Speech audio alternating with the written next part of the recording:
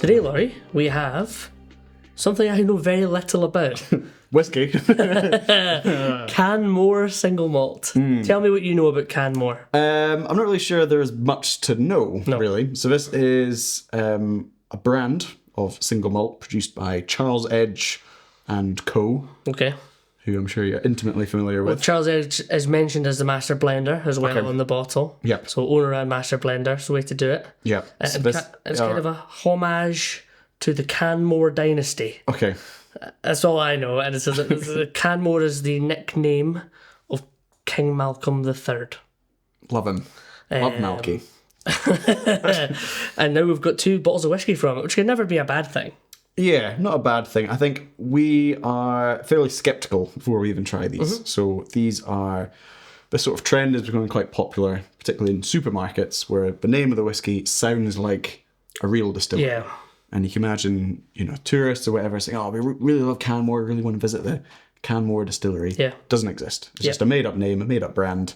It is a proper single malt Scotch, so it does tick all the boxes. So it's at least 3 years old, been matured in oak casks, which are less than 700 litres. All these different boxes you need to tick. So it is a proper single malt, but we don't know where it's from. It's undisclosed exactly where it's from.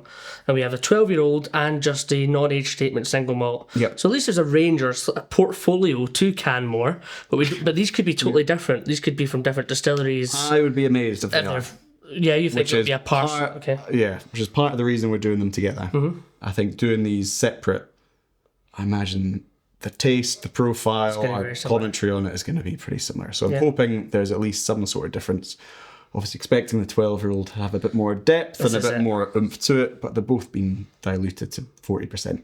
Okay. So they're both going to taste a bit wet. Yeah, and the 12-year-old looks slightly darker, but again, it's probably artificially coloured. But let's go in with an open mind to the nose and the palate. My mind is very closed. These are going to be rubbish, but we'll give it a try. King Malcolm III, King of Scots. So it's just different. And you know what? It's nice to try something different. And I'd love it if it blew my socks off. Can you imagine? I think the thing that gets my back up is they've not tried to do anything interesting with it. Okay. They've not tried to put it in an interesting cask. It's just, here's a single malt whiskey. What do you think of the branding? A crown on the top and a crown on the label. Feels like it's targeted at visitors to Scotland, who kind of people that want to trace their ancestry and feel that they belong to a clan. Yeah, I was thinking the same. Those sorts of people.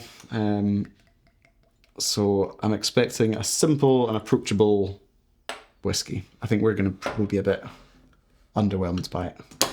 They're reasonably priced. They're not ridiculous. Okay. I think they're, maybe 30 odd quid for the no age statement. Okay. I think the 12s would be a little bit more, 45 quid. Listen. Oh. Well, I do not. It reminds me of the nose of like a Jura or a Dalmore. Okay. Where it's like, apparently artificial colouring doesn't have a smell, but if it did, I would imagine it smelling like that. So the non-age statement, I would say, has have I got the 12? Yeah. Non-age statement, optimistically, has kind of barley sugar, but maybe realistically has a bit of cardboard on the nose. I think the 12's got a really poor nose. That's how we swap over. I actually much. don't hate the nose of the non-age statement, but it was gross. Naz is a bit better. Oh, this is worse. Yeah, you're right. I like this because it's, it's a little bit fresh and a little bit lively. I think the 12's almost a little sour on the nose. Yeah. Do you know what I mean about Dalmore? How people slag off Dalmore all the time as being quite cardboardy and a bit flat. It feels like it's got the intention of smelling rich and indulgent, but the reality is that kind of grew on me a little bit. Got a little taste. It's not an inviting nose. Nosing it doesn't make me want to taste it. Well, the 12... Oh, it's very wet. The 12's quite sweet. It's very easy drinking. As anticipated to 40%. I actually think it's quite pleasant on the palate. It's much better on the palate than it is on the nose. No age statement has got no finish whatsoever. Oh, yeah. It's, you sip it and it tastes like whiskey and it's pleasant enough and then it just dissipates straight away. You might totally disagree. Obviously, everybody's palate is different, but if this is your new favourite whiskey, I would eat my hat. It's disappointing. I would have no idea where this is from, the whiskey, which I think is quite fun. Sometimes you have an undisclosed distillery, you try and work it out. But because it's a 40%, any character that might have been distillery character has kind of been nulled down a little bit.